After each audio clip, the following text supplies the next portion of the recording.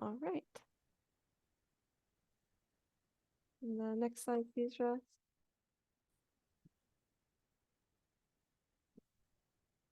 Oh, it's scrolling through. It is Yes. advancing.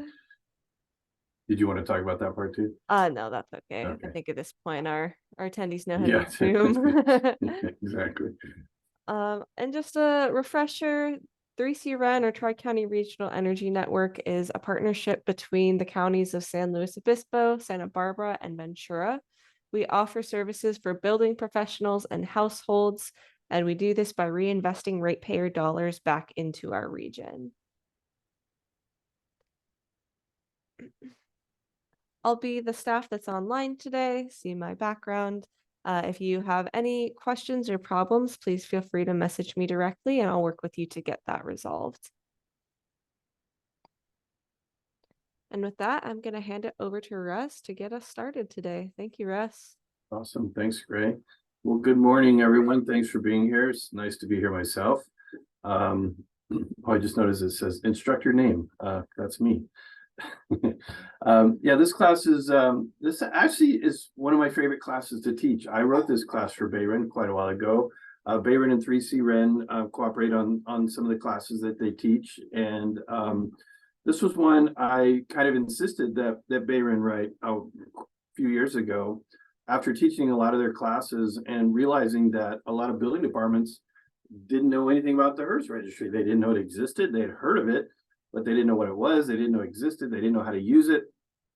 And in my opinion, the HERS registries are probably the single most valuable, most useful, most powerful tool there is for enforcing the California Energy Code. It's amazing.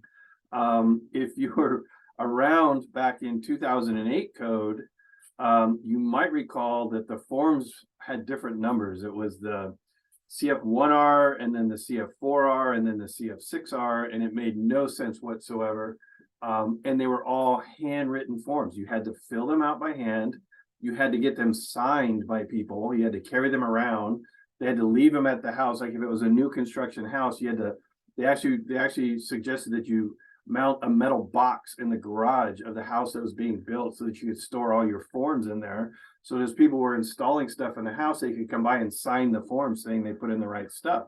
And it was a nightmare for obvious reasons. It didn't work.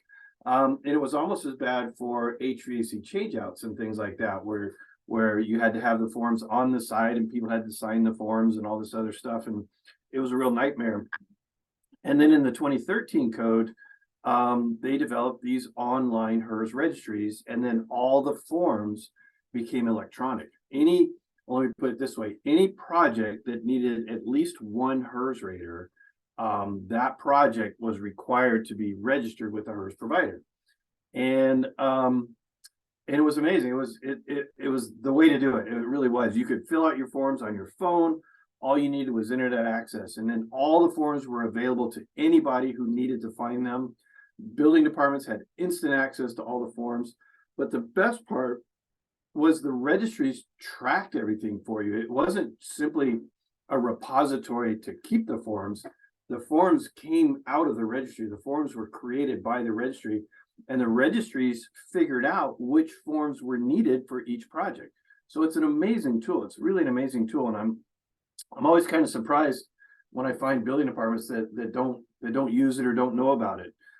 Usually the most common comment I get from building departments is why didn't someone tell us before about this? Why are we just now hearing about this now? So anyways, this is just a little slide about Bayren. You know, Bayren and Iron are very similar, just to different parts of the territory and different parts of the state. And they both provide wonderful training. I really encourage you to take advantage of all the training and other programs. I'm mostly involved with the training side of it, but there's a lot of other great stuff that they do. In fact, at the end of the slides, Gray will tell you a little bit more about some of the other programs they have. It's really great. So today's learning objectives is to basically understand what the HERS program is and how it sort of fits into the energy code, to understand how HERS verification fits into the overall compliance process of the energy code, and to understand when a project is required to be registered with the HERS provider.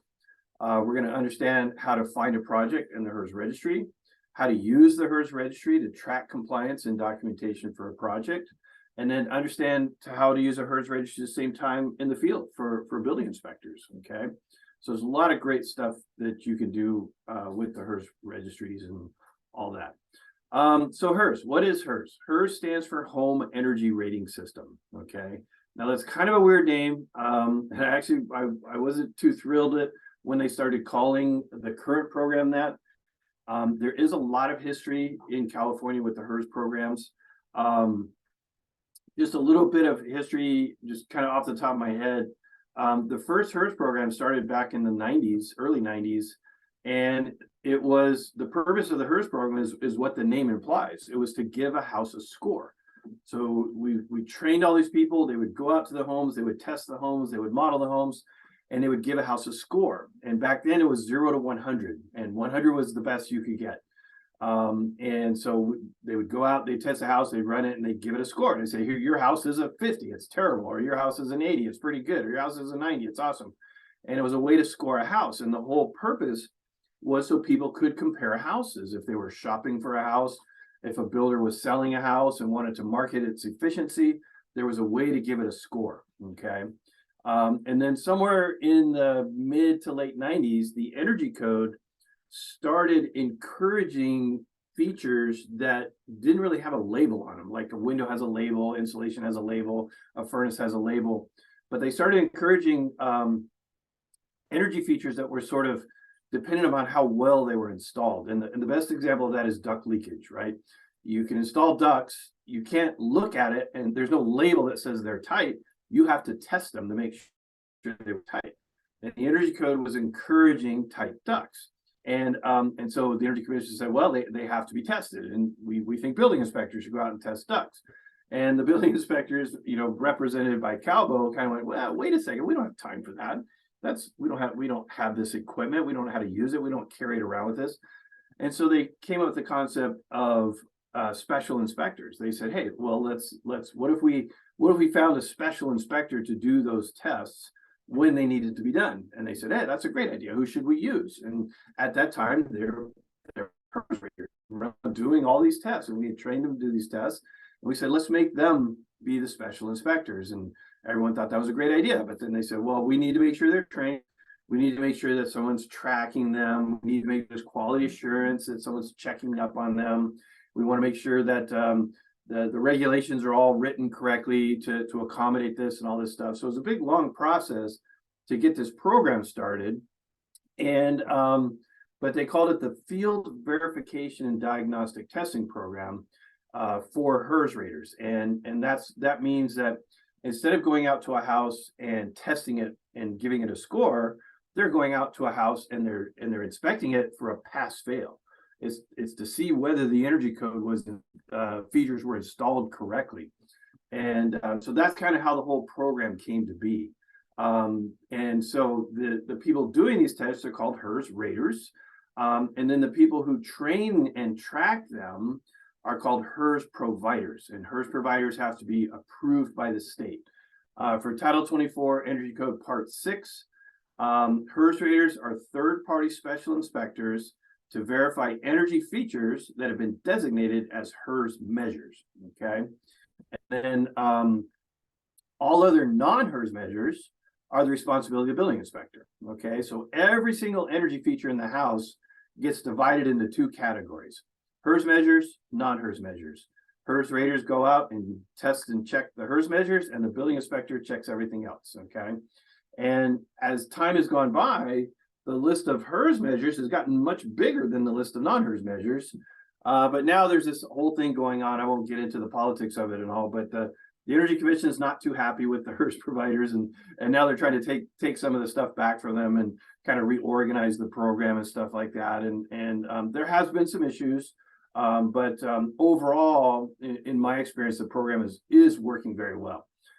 There's a few little issues that need to be taken care of and things like that, but I just hear so many stories about HERS raters going out and catching things that otherwise would have gone through, and that is by far the most common case.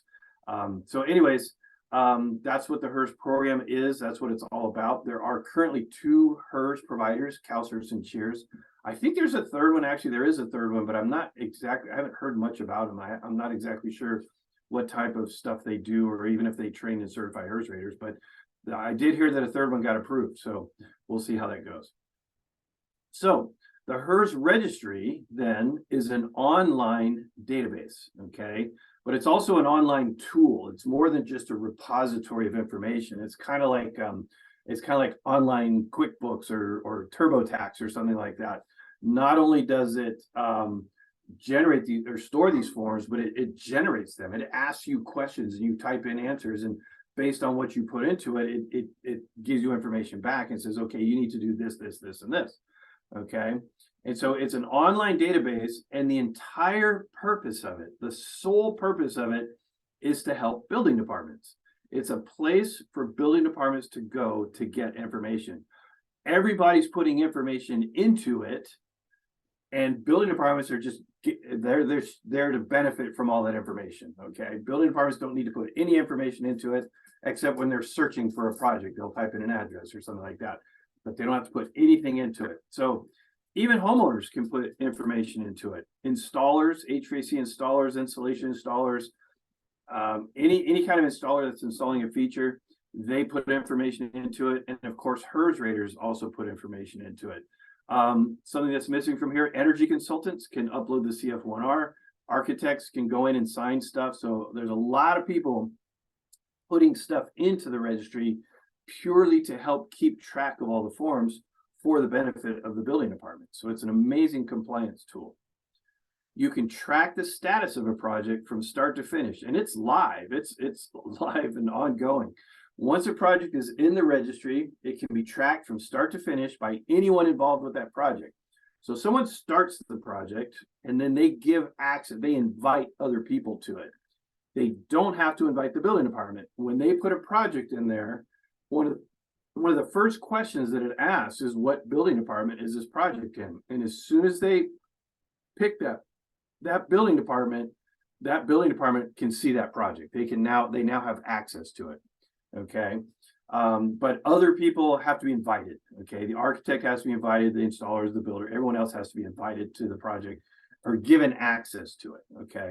And it's really easy to do. It's super easy to do. One of the things about energy consulting or energy codes and energy compliance, from my experience, and I know this is true with a lot of other trades, I guess, is that things change. Things change as the project goes along, especially in a new house. You're building a new house from start to finish, and you can get partway through that project and they decide to change something, something big. I've seen some pretty big things change. I remember one time I was doing the mechanical design on a big subdivision down in Southern California, and they got the sales models all framed up, and the sales team from the builder came out to look at the models, and they were walking the models, and they went up in this big, huge 2-story model. And one of the salespeople goes, I think this wall needs to be 4 feet farther back. And they went, what? She goes, yep, this wall needs to be 4 feet farther back. So they actually changed the plan. They rebuilt this house. They tore down the framing, they re-poured the slab, and they pushed the wall back 4 feet. They had to resubmit all the plans. They had to resubmit all the structural plans and everything. So stuff like that happens. And it's not normally not that drastic. But that was they were about to build 400 or 500 houses. So they wanted the models to be really good. So on the energy code, a lot of things changed, like, halfway through, they'll decide that the windows they modeled, they can't get them. They can't find them anywhere. They're out of them or something like that. So they'll have to change the kind of window. And maybe the new window that they want to put in is not quite as good as what they modeled. So they have to rerun the calculations. Things like that happen all the time. Or, maybe somewhere along the line, they decide that, there's an awful lot of rebates for heat pumps. Maybe we should we modeled it with a gas. Maybe we should switch to heat pump, and they can do stuff like that. So all those sorts of things cause the CF1R, the certificate of compliance, to have to be changed and resubmitted. And the nice thing about the registry is when you go in the registry and look at the CF1R, by definition, that is the most current CF1R. Not the one in the plans, but the one that's on the registry, because all the forms are sort of dependent upon that CF1R. Okay, and so that's kind of a cool thing, is that it's sort of a living, it's a living document. It's not static, and if you go to look at it, you're looking at the most current one. You can also go in, and I'll talk about this in a second, and look at something called the project status report that lists all the forms and gives you the status of each form. In CalCerts, it's a red dot or a green dot, and in Cheers, it's a green check mark or a red X. Okay, but it's a visual, super obvious visual sign as to whether the form is completed or not. And so you can literally just glance at it and look down and see if these forms are completed. And that is also a live status. I've actually seen it change right before my eyes. I've seen a form switch from green to red just by getting out of the screen and coming back to it. And that means that someone just finished that form and uploaded it. So it's really cool that it's that sort of up to date. The other thing is all the forms are electronic now. If you prefer hard copy forms in order to keep track of stuff, that's fine. You can do that. But if you're trying to get away from paper, the registry will facilitate that. Everything lives online. In fact, if you see a printed out form, energy code form that's been registered, that form was printed out from the registry. That's where it started. Okay, and you can just go in and look at them as PDF files. Forms can be signed. It's all been approved as a legal process to sign the forms online and everything. So, like I said, you can literally just call the forms up on your phone and look at them instead of having someone hand you a hard copy. Anyone can register a new project with Cheers, with the HERS provider, any provider. Anyone can register a new project. A homeowner, HVAC contractor, rater, anyone can start a project. Okay. And then anyone can be given access to view the project or given permission to make changes. If they're an HVAC contractor, they'll have to fill out CF2R forms and so on. A project can be viewed in the field using a smartphone or tablet. All you need is internet access. Okay. So one of the things to keep in mind, this slide is particularly about the new code. Just kind of reminding me to mention that we're in the new code. We're in the 2022 code. It took effect on January 1st of this year. And one of the big changes was that they reorganized the standards. They basically gave multifamily its own section. Okay. It used to be just single family residential, or it used to be just residential and non-residential and high-rise residential. Took the multifamily out of both of those and created a third section at the end. Okay. The definition of single family residential has been clarified. Low-rise multifamily now has its own sections. Anything from 160 up is now all multifamily. So it's like 140 is non-res, 150 is res, and then 160, 70, 80 is high-res res, something like that. I remember 150. I just know the residential part by heart. So compliance documentation is now specific to the type of construction. So today I'm going to talk a lot about CF forms, compliance forms. Those are low-rise residential forms. Low-rise multifamily has LRC forms, and high-rise multifamily has NRC forms. Okay, so the numbering of the forms is a little different. The multifamily forms are new. Okay, but the process for low-rise multifamily is quite similar to residential.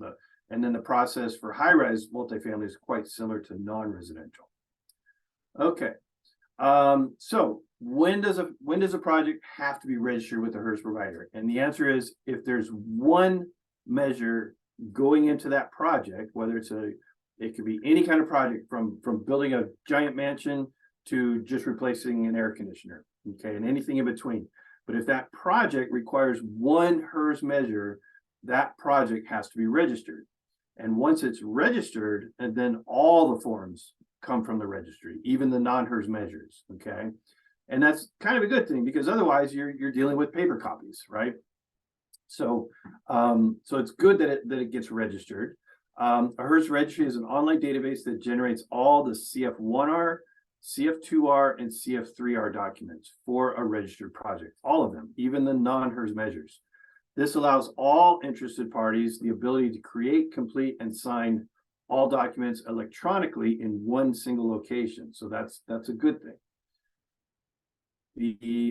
It'll be rare for projects not to require any HERS verification. Okay.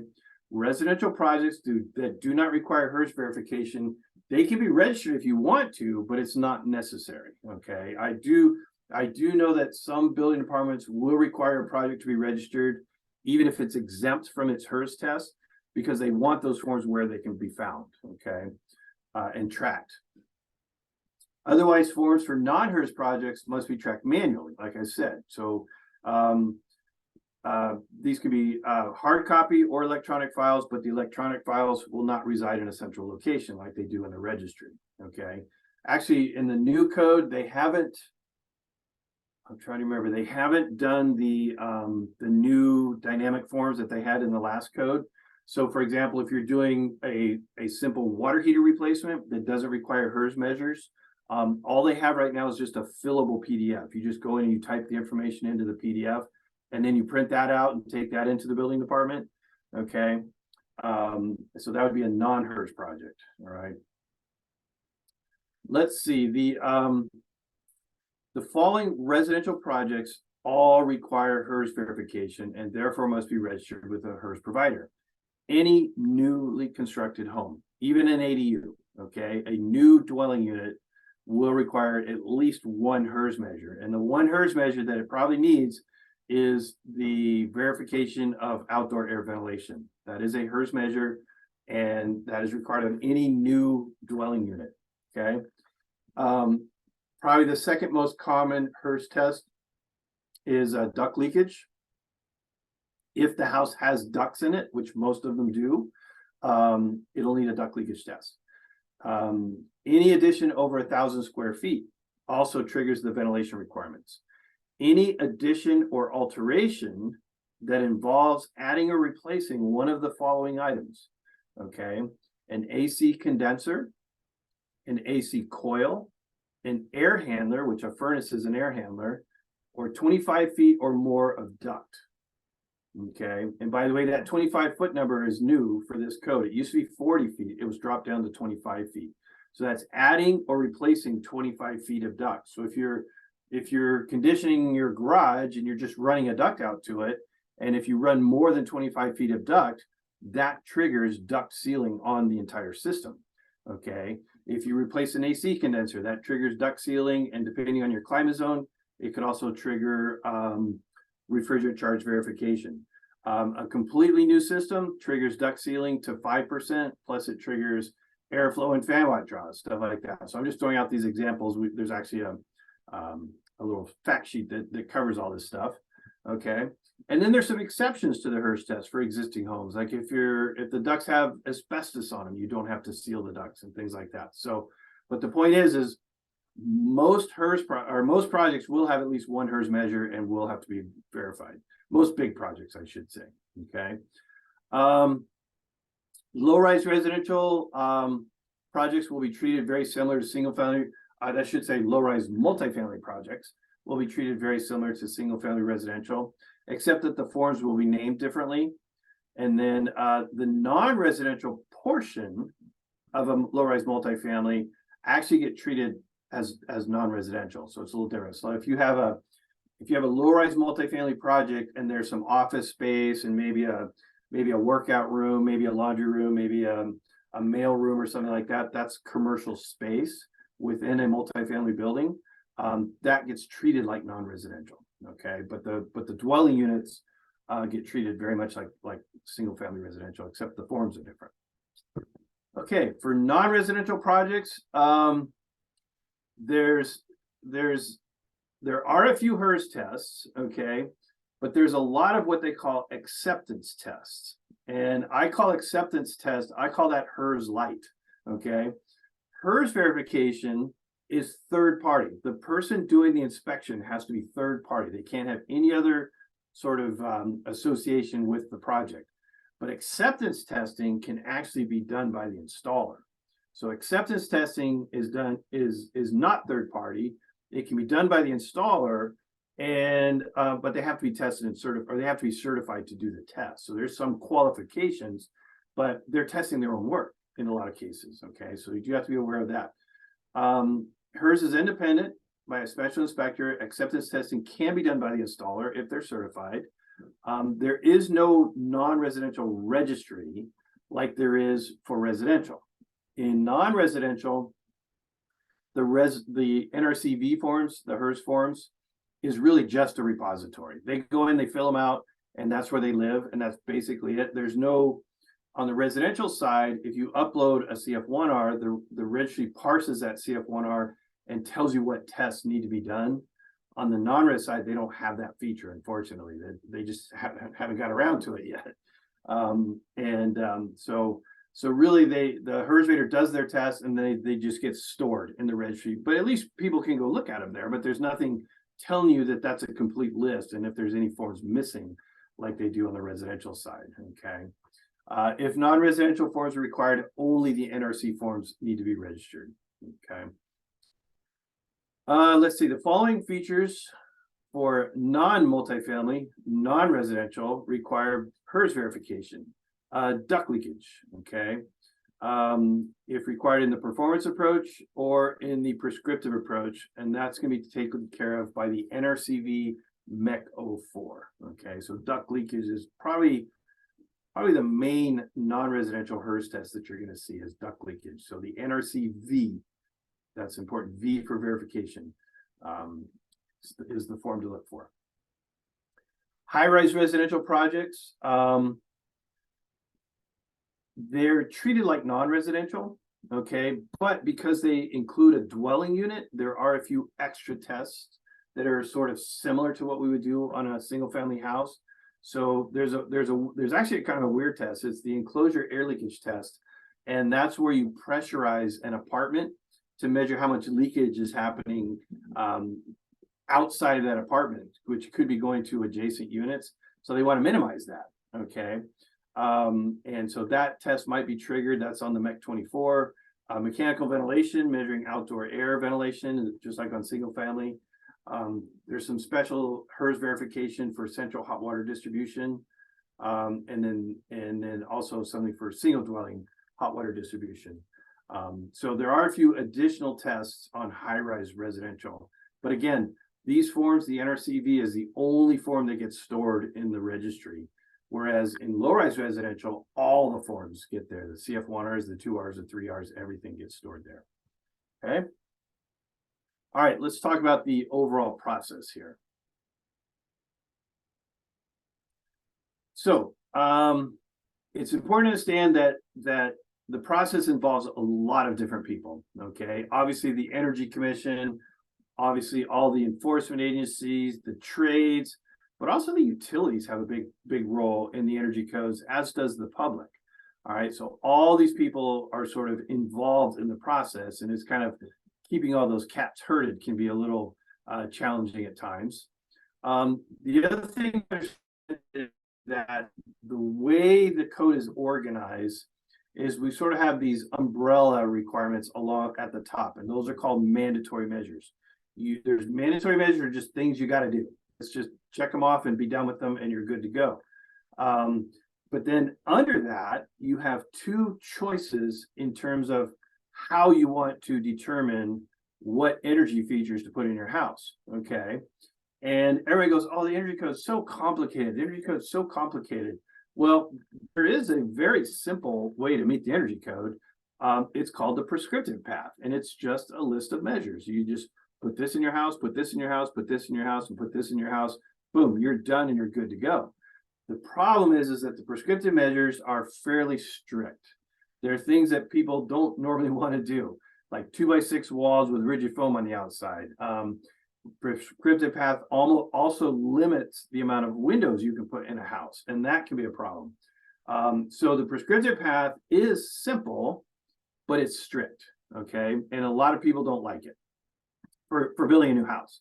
It's very common for alterations, and it's very common for smaller additions, okay? And it works fine for those. But for a new house, people want more flexibility. So they created this other path called the performance path. And I call it the complicated but flexible path, okay? So it's a lot more complicated in the sense that you have to use an energy model and hire an energy consultant and all this other stuff, but it gives you very wide flexibility on the house that you can design and build, okay? because it uses that model to trade off energy features. It says, oh, you want all this glass, you want that much glass in your house? Okay, you can do that, but you're going to have to do something else to make up that difference. You're going to have a really efficient air conditioning system. You're going to have a really efficient water heating system. You can even trade off water heating against heating and cooling. You trade off water heating against anything. It's cool. You can trade off pretty much anything to get your house to comply, except for the mandatory measures. You cannot trade off the mandatory measures, but you can trade off everything else. Okay, so mandatory measures on top, prescriptive path is a simple but strict approach, and the performance path is the complicated but flexible approach. Okay. The prescriptive path I mentioned is just a list of features. Well, here they are. This is called table 150.1-A, the prescriptive measures. And if you look really, really close, you'll see that they're divided into 16 columns. Each column represents a climate zone. California has 16 climate zones. So you find your climate zone and you just find the column and you just go down the list and install those features in your house and it will comply.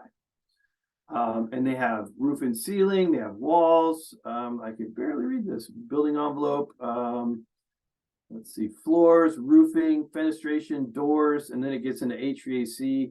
Okay, so just literally just go right down the list and install this feature and your house will comply.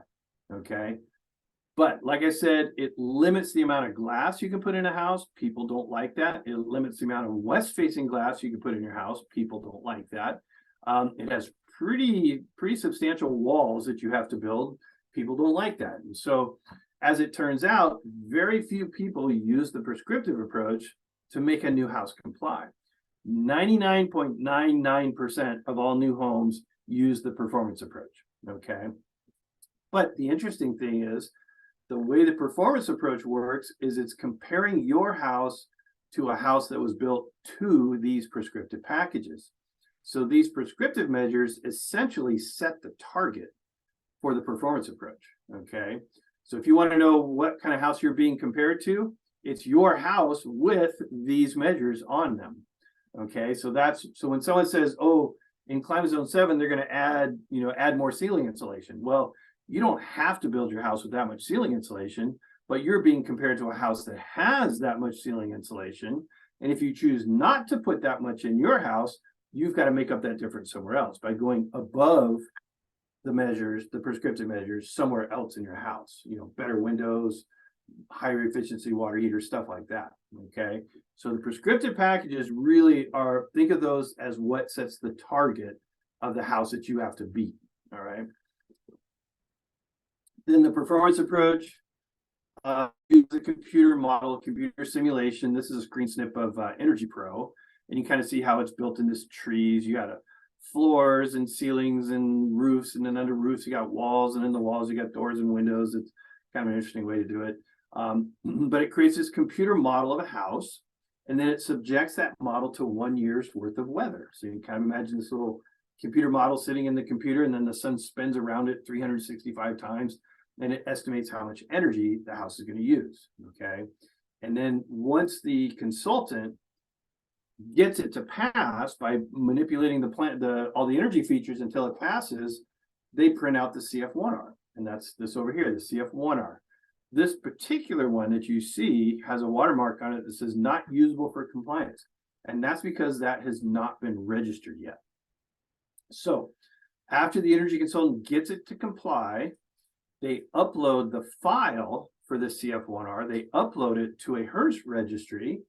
And then that HERS registry takes that file, parses it all into pieces and says, okay, based on all this information, here's a list of all the forms you have to fill out and all the tests that you have to do based on the features that were in the CF1R. Okay. And then it creates a registered CF1R. And then what you'll see is a logo in the middle of the CF1R, the logo, a watermark logo of the HERS provider, either Cheers or CalCERS. That means it's been registered. Okay. And then it's all in the registry. And then the documentation author, usually the energy consultant, go into the registry and sign it.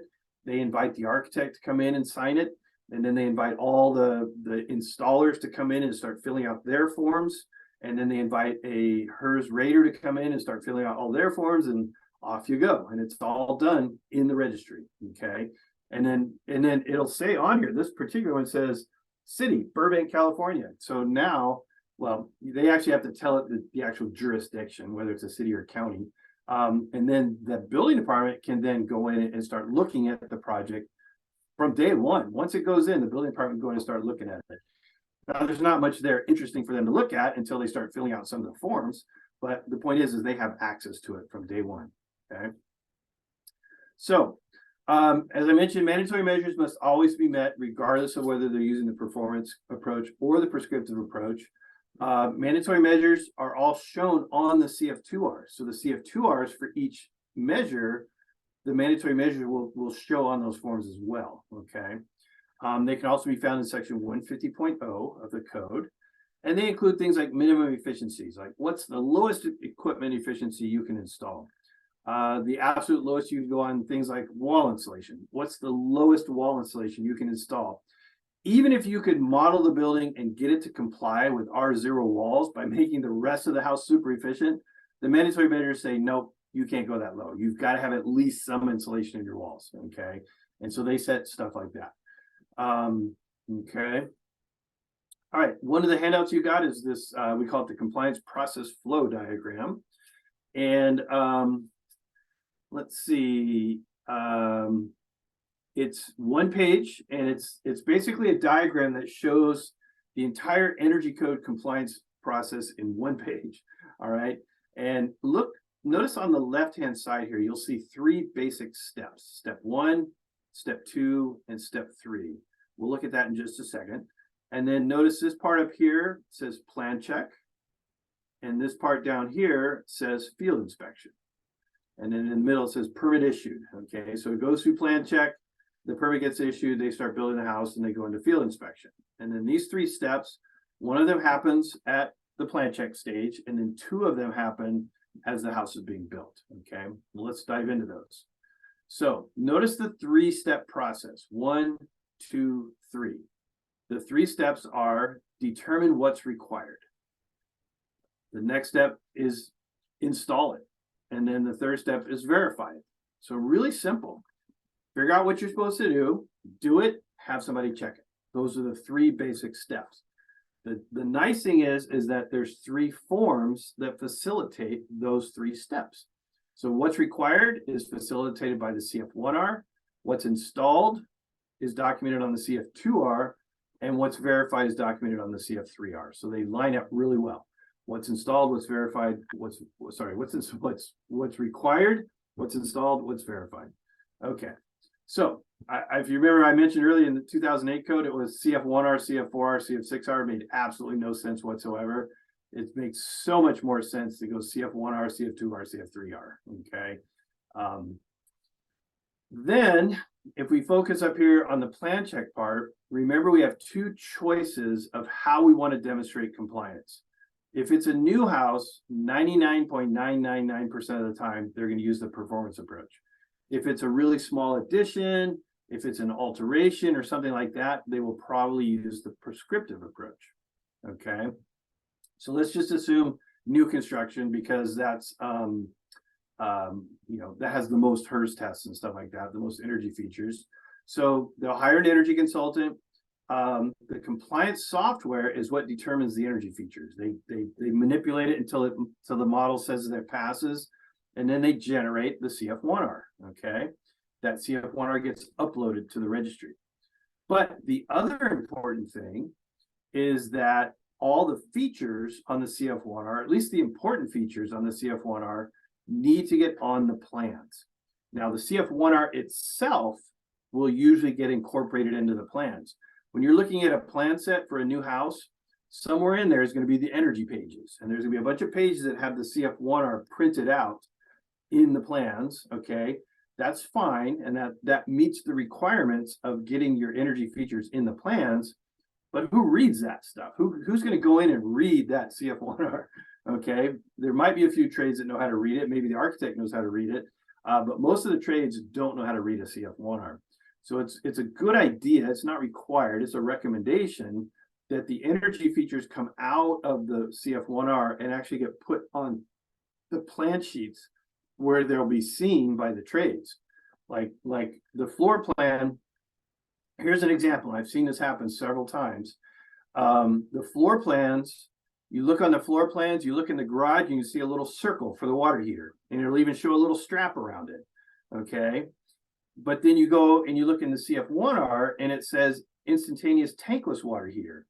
Well, no one told the architect to redraw the water heater in the garage. Well, if the plumber comes out and they see that there's a tank water heater, they're going to assume that the water heater is tanked, that it's a 50-gallon gas water heater, and that's probably what they'll install.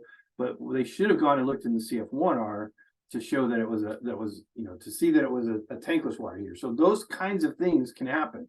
And if they make changes to the CF1R, you need to make changes to the plan. So that's a problem with that step of having all the features sort of separate from the CF1R, is that if the CF1R changes, you have to make sure to change it elsewhere in the plans, okay? But there should always be a big note on the plan saying for any energy features, always refer to the most current CF1R, okay? So once that happens, once the plan check is done, the permit gets issued and off they go. Now they start building the house. Quick Questions? question. Yeah, Oh, yeah. the Yep, I see question those now. Arcana asked, how do building departments know which registry to look into, CHERS or CalCERS? Great question.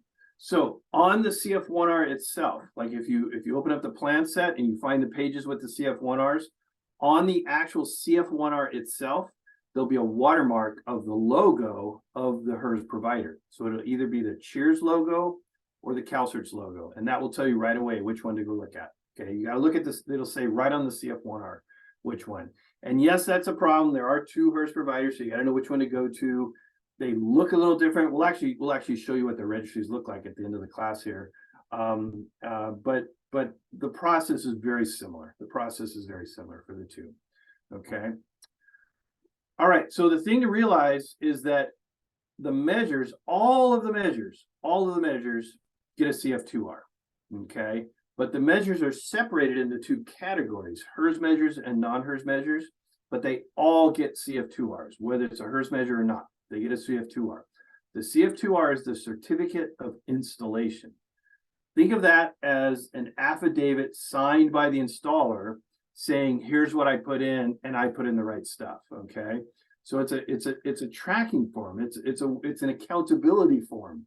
So it's the installer saying, I knew what I was supposed to put in. I looked in the CF1R. I saw the tankless water heater of certain efficiency.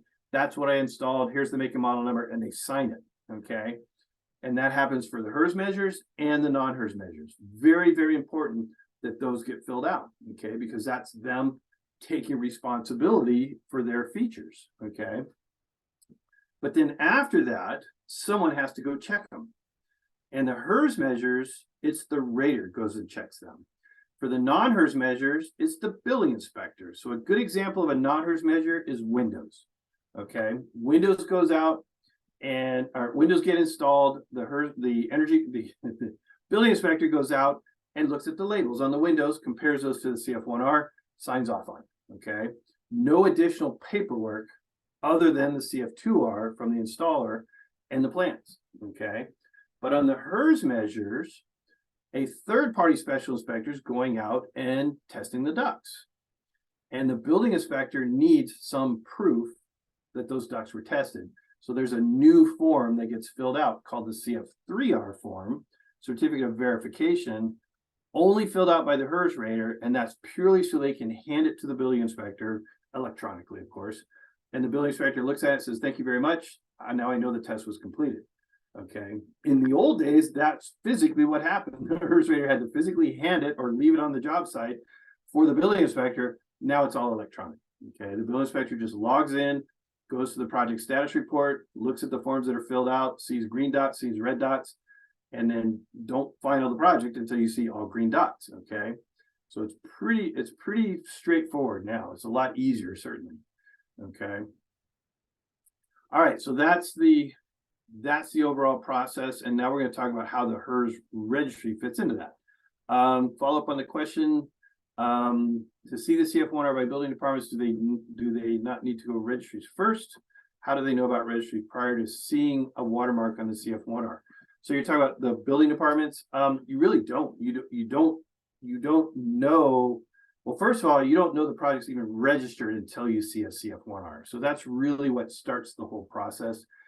In fact, a lot of projects get registered, but then sort of get abandoned too. It's easy for a new house because there's pretty extensive set of plans have to be submitted to the building department, and those will have the CF1R in it. But for smaller projects like an HVAC changeout, what we suggest is that building departments require a CF1R in order to give them a permit, that is required for permit. Now, the code doesn't say that's the requirement, but that's what a lot of building departments do. They say, we're not going to give you a permit until you show me the CF1R and we know that it's been registered. Okay. And then once you see the CF1R, it's right on there. So now you know where to go find it.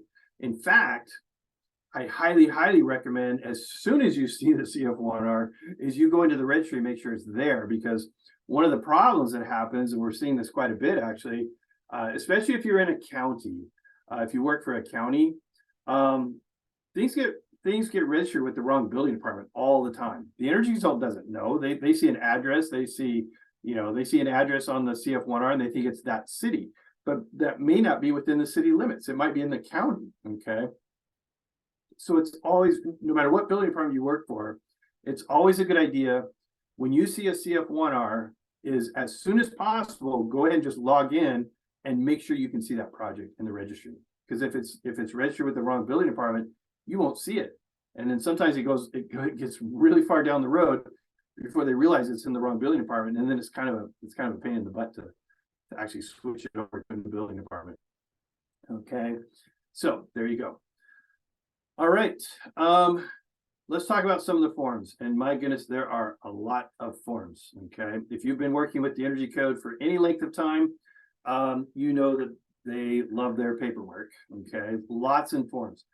So the CF1R, and there's usually only one, maybe two on a project. There's 10 or 12 different kinds of CF1Rs. There's all kinds of CF2Rs, and there's a whole bunch of CF3Rs. And this isn't even a complete list here. But the good news is they're all electronic. So you actually don't even need to think of them as forms, like a piece of paper. Just think of them as pieces of data in a database somewhere that are telling you that something's been done. Okay. So you really can, kind of simplify the process now that they're all electronic. So the different kinds of forms, the CF1R is called the Certificate of Compliance. The Certificate of Compliance, the Certificate of Compliance for Residential, CF1R. I don't actually like that name very much, because when someone shows me a certificate of compliance, to me that means it's done, right? It's, I comply, here's my certificate. That's not what it means. It means if I want to comply, here's the things I need to do. So a certificate of compliance could be a little bit misleading, but think of it as the list of measures that building needs in order to comply. And then once it complies, then you can hand them a certificate. But anyways, and so there's different kinds of CF1Rs depending on the project. So the most common CF1R that you're going to see for a new house is called the CF1R PERF, for performance, PERF 01. That's the one that comes out of the computer software. Very, very rarely will you see, every now and then they pop up. It's kind of funny when we see them. Like, oh, look, it's an NCB form.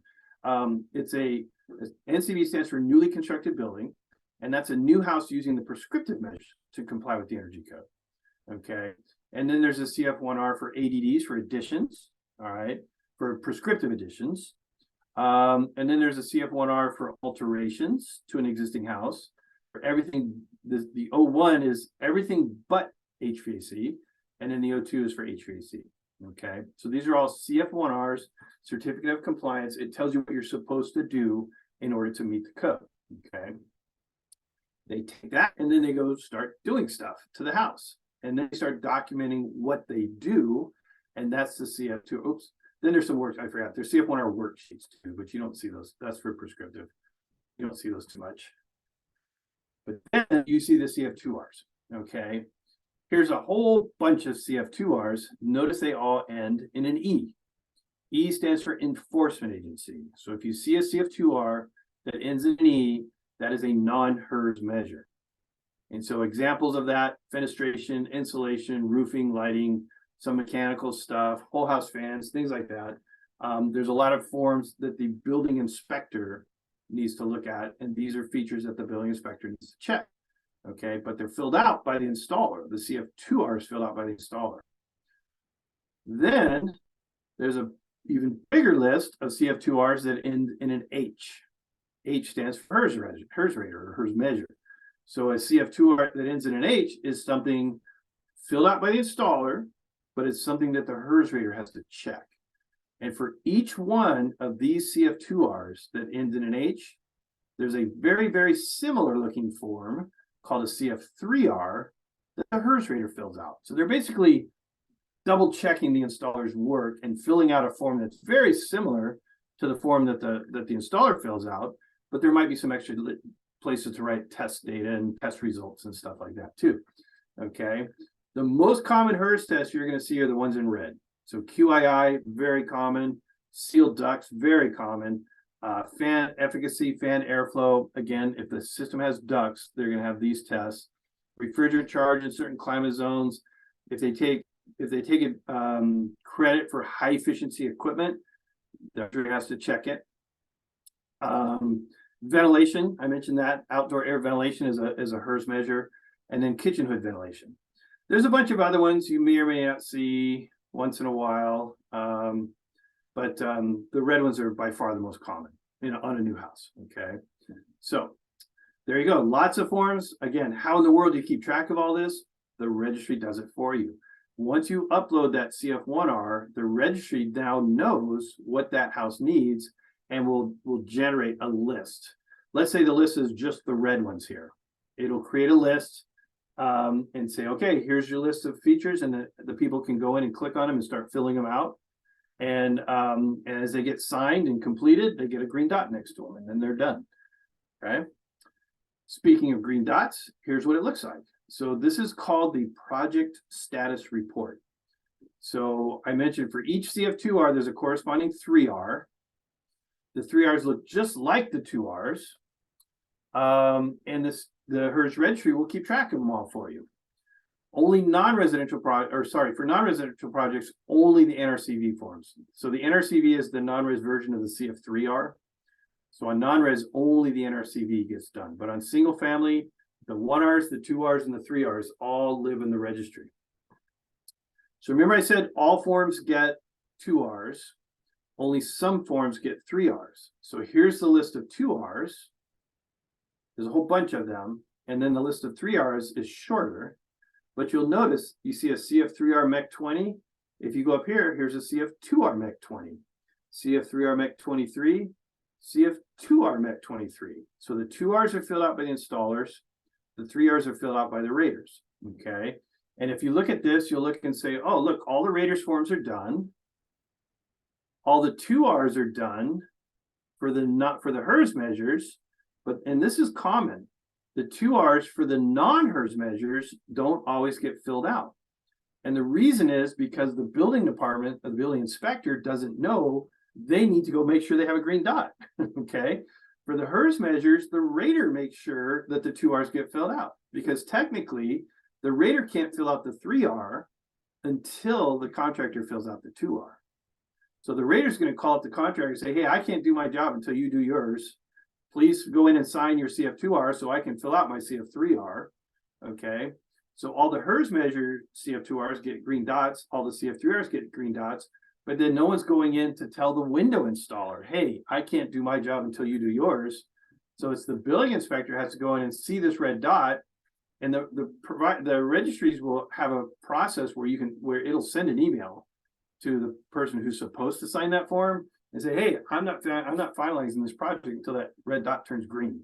Okay. So it's a nice process, but someone has to go in and look at this. And I guarantee you go back and you look over the last 5 or 6 years and you go through projects. On most projects, all the HERS measures are going to have green dots on the 2Rs and the 3Rs, but then a lot of the non-HERS measures are still going to have red dots because no one knows to go make sure those get changed. Okay. That's up to the building departments. Okay, HERS and residential HVAC alterations. So now, so we were kind of using new construction as an example because that's kind of the biggest, most complex project. Well, the most common project that requires a HERS measure is an HVAC changeout.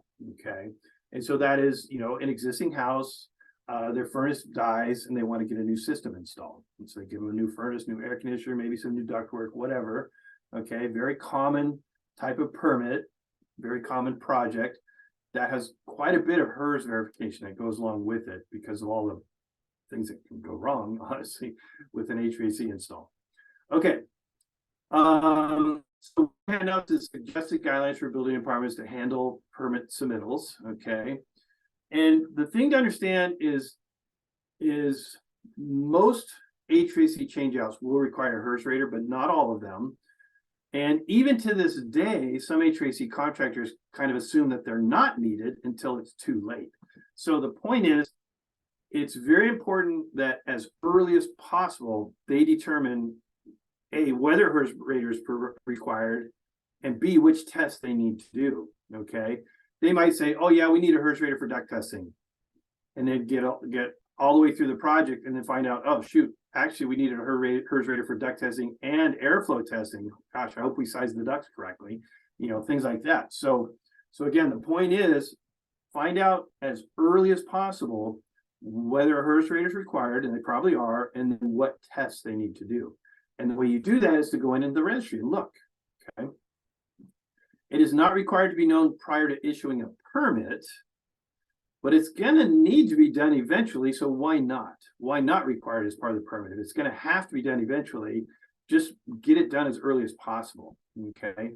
And one of the problems is it can have a big impact on the scope of the project. That example I gave you is very common, where they think it only needs duct testing, but because they're replacing so many ducts, they also have to do airflow and fan wide draw.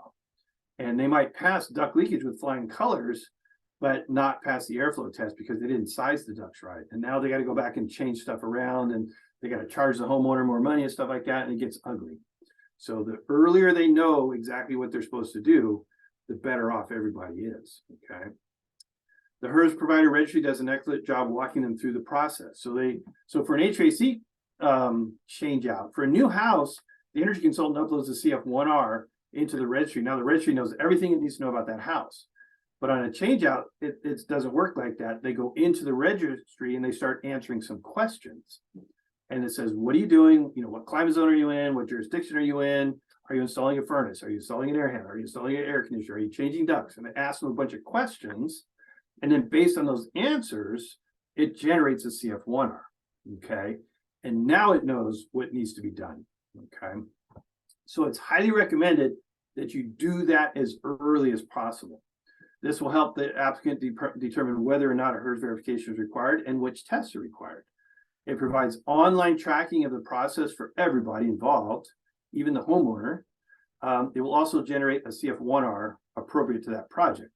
And then when they go get their permit, they can either say, here's my CF1R, or they can say, here's my project address. My CF1R is on the registry. Go check it out. It's there. Okay, but in either case, I recommend that you go check and make sure you can find it in the registry. Okay, there is a small fee. That's how HERS providers make money, is they charge a small fee to upload a project, but it's not huge. Okay, and it's worth it for the benefit of all the tracking and stuff that happens. Okay, the only projects that require HERS verification are the only ones that need to be registered.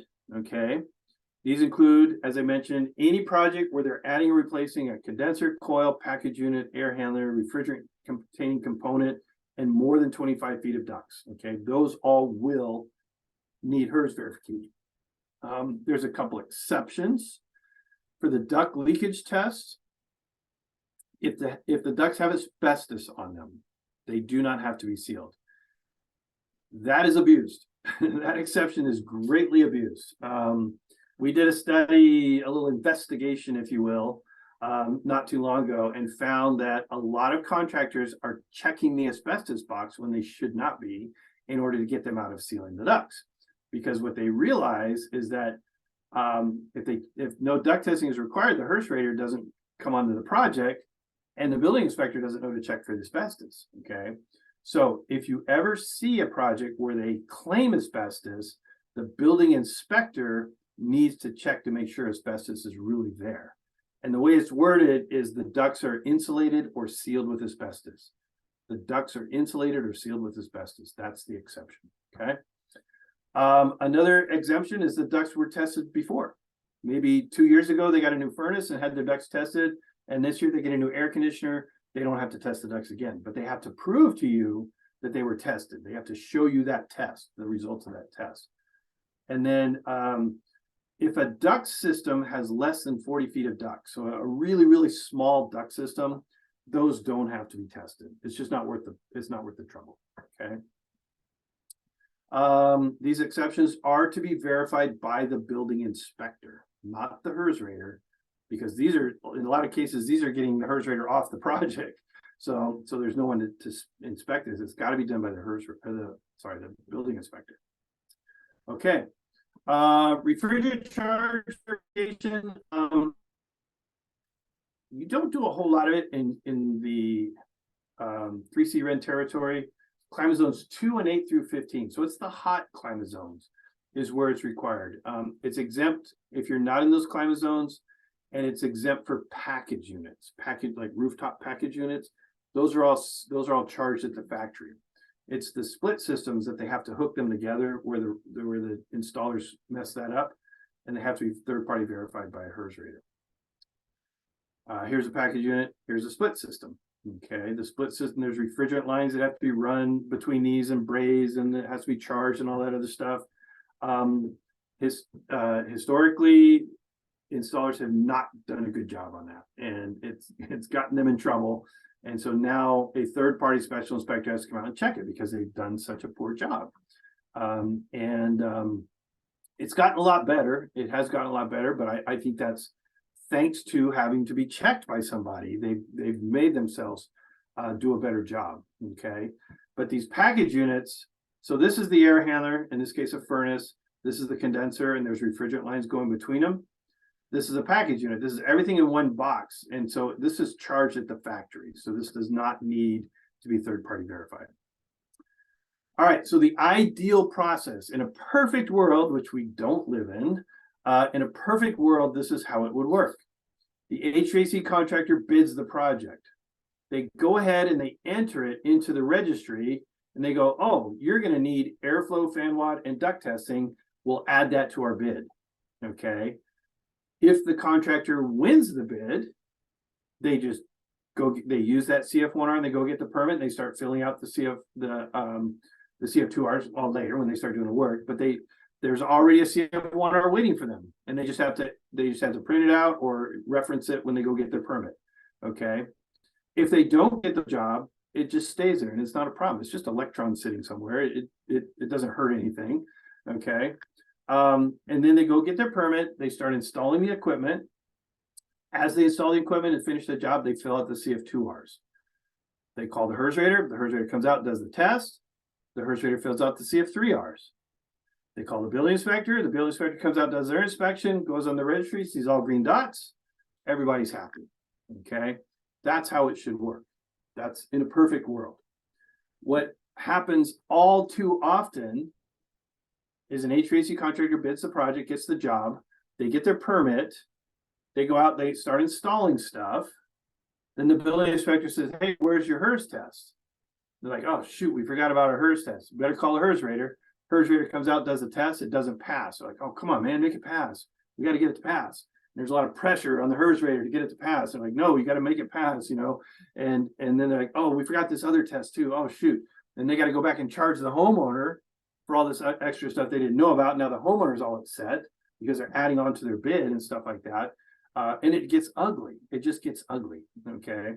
So the sooner you can start at the HERS registry and know what you're supposed to do and get everybody involved early on, the better off you'll be in the long run, okay? I've seen it happen. I've seen it happen both ways, and it's definitely better when it happens the good way.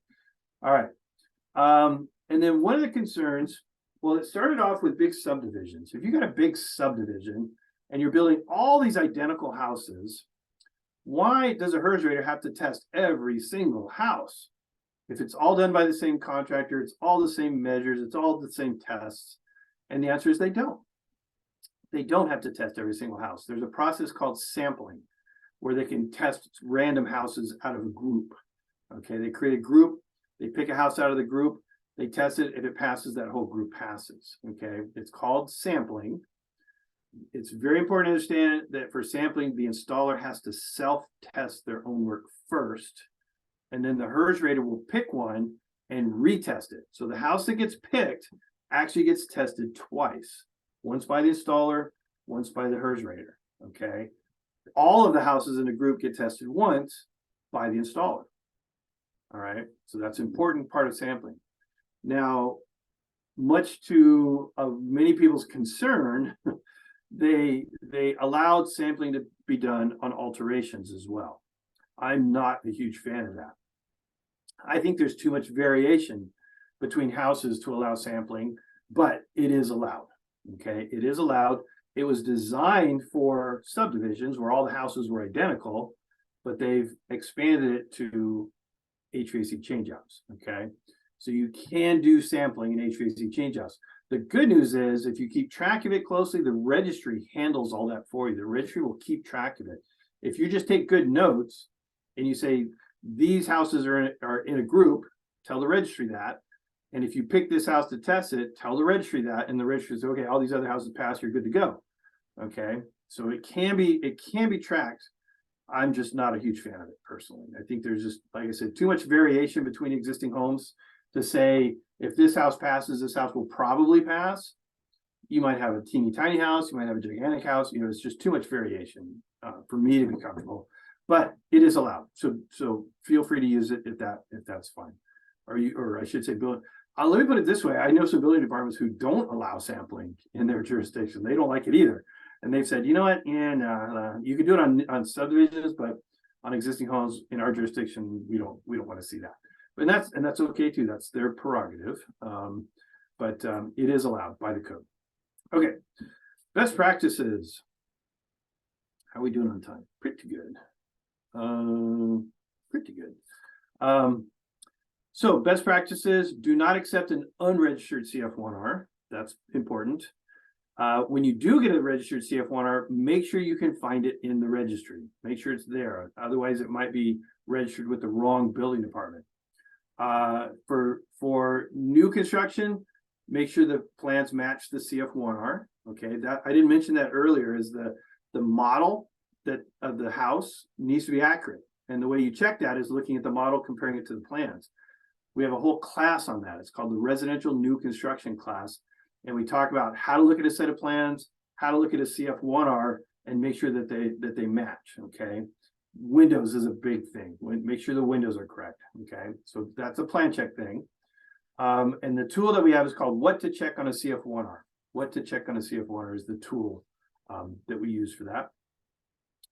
Coordinate inspections with the HERS tests. Okay, building inspectors, meet the HERS raters, get to know the HERS raters. They're out there as an extension of the building department. They're special inspectors. You have the same goal to enforce the energy code.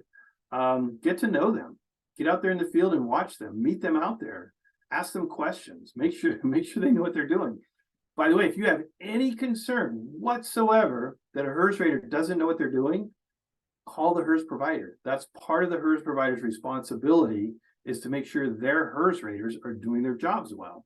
So if you have any concerns, if you're like, man, that HERS rater did that inspection in 5 minutes, I don't know about that. It usually takes longer than that to hook up a duct leakage test. I think they did that kind of quick. Let the HERS provider know. Okay, let the HERS provider know if there's an issue.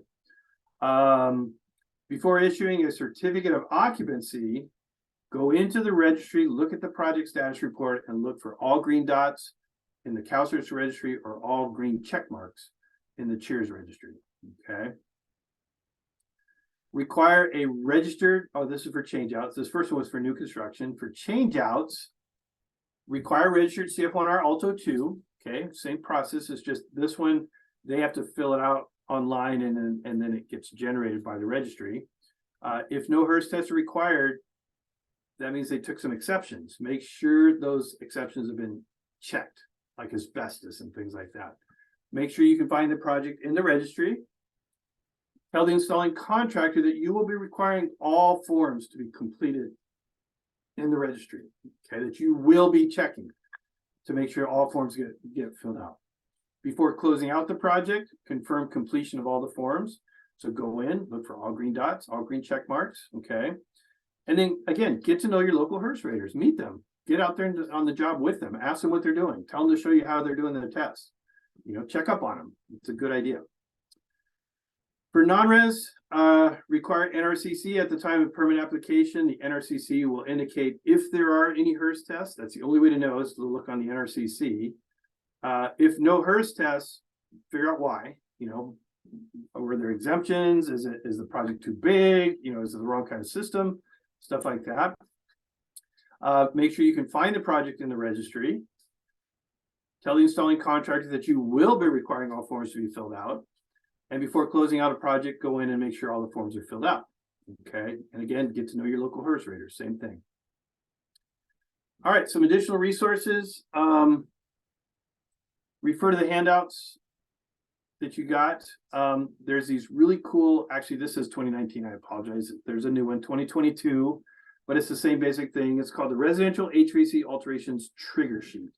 And it's a really handy little tool done by Energy Code Ace that says, is this the kind of project and this is what you're doing? And you follow it and it says yes or no, whether they need to do a HERS test. Okay. So it's sort of a visual thing of those HERS measures I was telling you about earlier. So this is the 2019, the 2022 version will be out soon. It's actually out. I need to update this slide. All right, let's take a quick look at the HERS registries. I just want to give you kind of a feel for what they look at. Let's see. Was there a question here? Just warning, how does sampling work for alterations because a house in the same subdivision might not need chance? Yeah, it's what they do is let's say an installer does 10 change outs in a neighborhood, okay, or in an area. They do 10 change outs in 10 different houses, okay. You can split those in half. You can do up to 7 in one group. But let's say we split it in half. So there's 5 over here and then 5 over here. The installer tests all 5 of them and then calls the rater, says, okay, pick the one you want to test. Then the rater picks one and tests it. And if it passes, they all pass. And then they go over to the other group. They pick one and they test it. If it doesn't pass, they retest that. And then they test a second house in that group. And if the second house passes, they all pass, okay? But the first one has to be fixed, okay? So that's a really simplified version of that. But it's all handled in the registry. So from a building department perspective, all you'll see is you go into the registry and you'll see green dots. But on the CF3Rs, it'll say this house passed as part of a sample group, okay? Which means that house wasn't actually tested by the HERS rater. It passed because a different house passed in the sample group. That's all spelled out in the registry, okay? Great, okay. So on the left is what the HERS registry looks like. On the right is what the CalCerts registry looks like. They both perform very similar. They just have a slightly different look about them, okay? They both have a login button. They both have a register button. They both have a, I forgot my password button. It's all the same. It's very easy to get access as a building department to either one. And I encourage all building department personnel to get their own username and password. They may ask you for some proof. They can usually tell by your email if you belong to a building department, okay? But they'll ask for your email, they'll ask for information, and then they'll send you a username and password.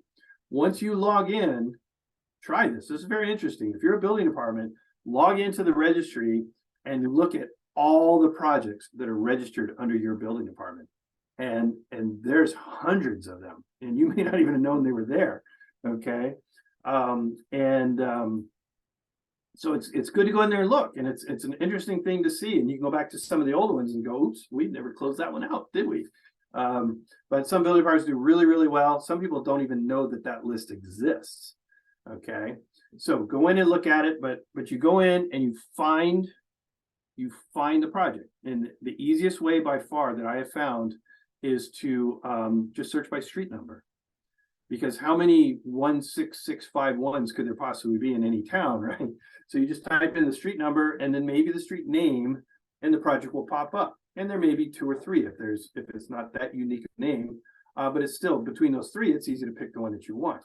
And then you open that up, you'll see the project status report. It'll be a list of all the forms, and then each form will have a green dot or red dot next to it. Okay, very simple, very easy. Okay, so this isn't actually a demonstration. We're just going to show you. Cheers has been around for a while. CalSearch has been around for a while. Cheers went away for a little while and they came back, and now it's actually owned by a different company. But they're both approved and certified by the Energy Commission. They're both sort of watched over by the Energy Commission. Here's what the HERS registry looks like. You log in. It's a little cleaner, you know. It's like one is like almost Mac and one is Windows or something. I don't know. I don't want to compare them like that, but slightly different look to them. Okay, but they do the same thing. So there's HERS, there's CalCert. Okay, on CalCert you log in, and once you save your password, you just click on through, and then you'll get to a screen, and it'll basically ask you, how do you want to search? And you can search by registration number, you can search by certificate. I personally have never found any reason that street address doesn't work. Okay. You just type it in, type in the street number, the name, the zip code, and it pops up. In this example, two of them popped up. And you can usually tell which one it is. Actually, this is the same thing. This house has two systems in it, so it's got two entries. But you just click on it. It opens up a project that looks like this. And you'll see here, if you look closely, it says complete, complete, and it's got all green dots. Yay, it's good to go. Okay. And it's got this QR code on here, which is kind of handy. You can actually scan that. That QR code is a shortcut to this page. So if you print this out and you want to see if anything's changed, you scan it with your QR code and it opens this page. Very cool. But if you look really closely next to each green check mark, there's a little Adobe Acrobat icon. If you click on that, that's the actual form. The form itself will open it up, and you'll see people's signatures. You'll see all the numbers and stuff in it. You can drag it, you can drop it, you can save it, you can email it, you can do whatever you want to it. So it's all right there in front of you. Okay. In this particular one, this one has red dots. And it says not complete. So when you see that, they're not done. Okay. And if you're trying to final this project and there's still red dots, you should not final the project until all the red dots turn to green dots. And if you want to send a message, look up here in the upper right-hand corner. It says send message to responsible company. And you click on that and you can type in and say, hey, I'm trying to final this project, but I've still got some red dots. Please take care of it. Send, and then people will start doing stuff. And then you come back later, you check on it, and hopefully those red dots will turn green and you can final the project. Okay. Here's what a sample group will look like. If a house is in a sample group, each sample group gets a unique number, and it will list all the houses addresses in that sample group. Okay, and then the HERS rater randomly picks one and tests it, and if it passes, they all pass. Only the one they actually tested will have test data in the CF3R. All the other ones, the CF3R will say passed as part of a sample group. Okay. Same thing for new construction and everything else. All right, best practices: required registered CF1Rs at the time of permit application. Make sure, oh, I already did these. Yes, that slide is duplicated. Some more really good information, Energy Code ACE. I highly encourage you to use Energy Code ACE's website. They have a lot of really good information there. They have a lot of classes. Their classes are really involved and deep. If you want to really dive into a topic, they have like 4, 6, and 8 hour classes if you want to really dive into a topic. And that's it. I'll turn it back over to Greg. All right, thank you so much, Russ. We can just skip through this slide. So just a little bit of information about who is putting on this event today. 3C Ren has a program called Energy Code Connect, and we offer our services to energy code professionals through training such as this one today. We also have our energy code coach. If you have any questions about the energy code or compliance, you can reach out to our energy code coaches and they will respond to you over the phone, online, or in the field at the number or website listed there. Next. If you're in the realm of high performance buildings or building science, we also have our building performance training program that offers a number of courses and trainings in technical and soft skills. Next. And then our home energy savings program is available for multifamily property owners and homeowners looking for rebates. Next slide, please. So just some classes to note that we have coming up. On the 1st of November, we have a class on solar PV technology and valuation. On the 7th, we have residential compliance forms for permitting. On the 8th, we have carbon-free homes, features, benefits, and valuations. And on the 14th, we have a class on the power of existing buildings. So we hope to see you at one of our upcoming classes. And then if you have any questions, please reach out to 3C Ren at the info@ email address. And then keep an eye out for the recording of this presentation as well as slides coming to your email in the next day or so. Thank you all so much. Thank you again, Russ, and have a great rest of your day. Thanks, everyone.